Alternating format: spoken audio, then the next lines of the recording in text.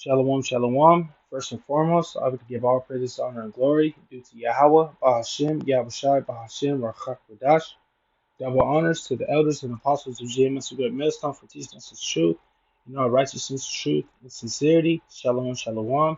And Yahweh Rakazah, I pray that this lesson is edifying, to the flock out there, that are tuning in, that are listening to this lesson. All right, and basically, this is a article from Bank and Dive. All right, and basically, it talks about how the City Bank is going to convert their clients' deposits into digital tokens. All right, and we know that this here is a pathway. This is a pathway to the MOTB. This is just another hurdle to work its way up into the MOTB. All right. And, just as a disclaimer, man, this isn't, the MOTB. All right. This is a digital token, but it's going to lead up to the MOTB. All right. The MOTB is actually that grain of rice. All right. That's going to be inserted into your skin. All right. And you go to Revelations 13 and 16, it gets into that word mark, and it goes back to the Greek word charagma, all right, um, which means to basically like to insert something into your skin, basically, all right. And so that's what the MOTB is, man. It's the RFID microchip, that grain of rice, all right. Maybe I could pull up um, a picture of it, just to give an example of what it is, but basically, this article says the service uses blockchain technology to convert clients' deposits into digital tokens that can be used for instant cross-border payments 24/7. The bank said, all right, and we know that back in July, FedNow was launched, all right, and these are just um, some of their how can I say it? Like basically, some of their details, that they have, like as far as like they could do you know uh, uh, instant 24-hour payments, and they could keep track of what time you spent it, where you spent it, just things like that, just this part of the things that they have attached to it, and it's 24/7. All right. It says Citi has launched a token service using blockchain technology to offer digital asset solutions for institutional clients, the lender announced Monday. It says uh, the new service, called Citi Token Services, will convert clients' deposits into digital tokens that can be used for instant cross-border payments, liquidity, and automated trade finance solutions around the clock, City statement said. All right, so we know that this is attached to the Fed now, and from other articles I also read, that it's kind of you really don't have a choice. They're forcing you into this. You don't have a choice to opt out of it. And from what I've seen and what I read also too, that it's basically it's just going to roll over, and the clients really don't have to do much.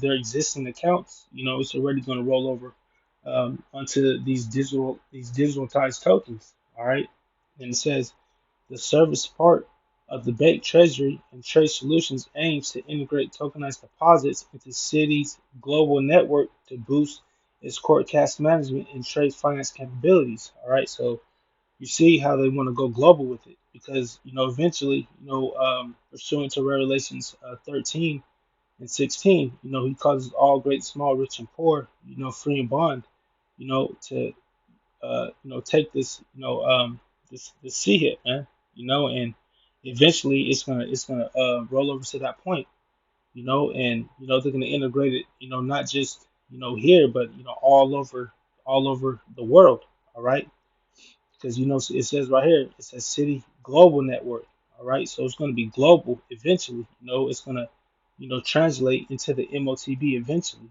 all right, so we might have to use this digital system, but as long as you don't you don't insert it into your skin, then it should be, you should be good, but if you insert anything to your skin and you have to make a payment with it, then the Lord is just going to destroy you, point blank period. The Lord's going to destroy you, period, just like that. uh let's see. um yeah, that's about it right there. Just just want to read a couple paragraphs. All right, so let's get into some scripture. I got Micah 2 and 1. It says, "Woe to them that devise iniquity and work evil upon their beds when the morning is light and practice it, because it is in the power of their hand." All right, destruction to them, that devise, wickedness, man, and they do it behind closed doors, man. They plan evil things. They come up, with wickedness, to try to, you know, um, bring forth evil, man, upon uh, upon the people, upon the Israelites, man, mainly upon the Israelites, man, because Esau Edom, man, it's about control. Esau Edom, he's the border of wickedness. All right, and you go to Job 9:24. He it talks about the earth was given to the hands of the wicked. All right, and that's what we're dealing with. And it goes back to that serpent, that's in the Garden of Eden, man. The serpents are real subtle, man. Which means they're real sneaky. All right. So let's get this. Genesis 3:1. It says, "Now the serpent was more subtle than any beast on the field which the Lord Yahweh had made." All right, you get to the word subtle, that's like to be sneaky. All right, they're really sneaky because you think about a snake, man. When a snake slithers through the grass, you don't really know that it's there, and when it hunts for prey, the prey is not aware that the snake is there, until he sneaks up on it, and you know, bites at it, catches his meal, Um, so that's what Esau Edom is likened to, man. He's likened to a serpent, man. Real sneaky, man. Real quick to do wicked things, behind closed doors, man. In order to, bring, a destruction. That's the son of perdition, man. You know, and that's the thoughts, that the Lord, puts into their minds, man. I think it's Proverbs 13 and 13. It says, matter of fact, let me finish this and I'll get that. It says, and he said to the woman, "Yea, hath Yahweh said, ye shall not eat of every tree of the garden." All right, so Esau Edom is very subtle, man, very sneaky. All right, and he's real sneaky to do wickedness. All right. Um, Let me see. Let me get this real quick. I was going to get Proverbs 13 and 13, I believe. 13 and 13. Let's see.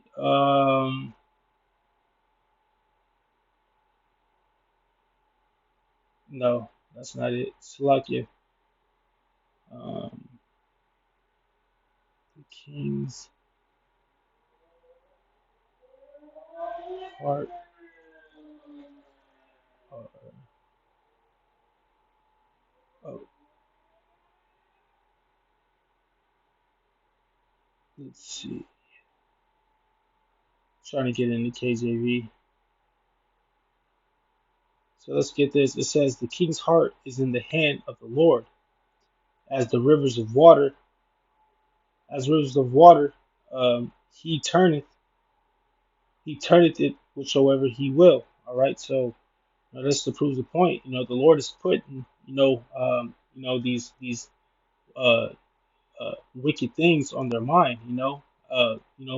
Allowing them to bring forth these wicked devices. All right, because ultimately the Lord is putting it on their minds. To bring these prophecies about. And but hey, man, Yahweh Shemel Shai, is gonna, disappoint their devices, man. As it says here in Job 5 and 12, it says, he disappointed the devices, all right, of the crafty, so that their hands cannot perform their enterprise. You see? So, eventually, Yahweh Bashim Yahushai, gave them the power to do, what they're doing. But at the end, the Lord is gonna, disappoint, the devices, man. Disappoint their plans. Um, he's gonna, allow, the plans to completely fail. And when Yahweh Shemel Shai, starts bringing forth, you know, um, these judgments, and Yahweh Shemel Shai, starts, bringing this chaos, here to Babylon, everything's gonna, uh, be, uh, disappointed eventually, from Yahweh Shemel Shai, and this leads me to here to Psalms 37, and we start at 12. It says, "The wicked plotted against the just and gnashed upon him with his teeth." You see, because they plotted against the just and said, "The Lord shall laugh at him, for he seeth that his day is coming." You see, his day is coming. Yahweh Shema Shai is going to disappoint. Disappoint these devils, man. Disappoint their devices. And start bringing forth judgment unto these devils, man. And it says, "The wicked have drawn out the sword and have bent their bows to cast down the poor and the needy and to slay such as be in upright conversation." You see, man. So these devils, man, that's one of their swords, man. Is this Fed now? This MOTB.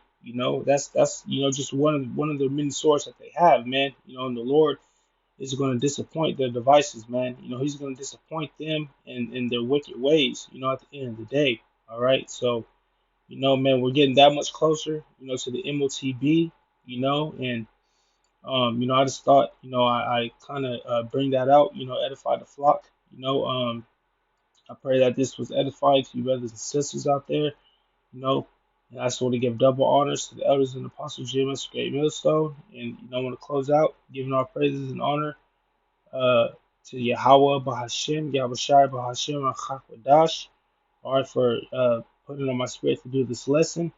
And this is Brother Nabala. Until the next lesson, Shalom, Shalom.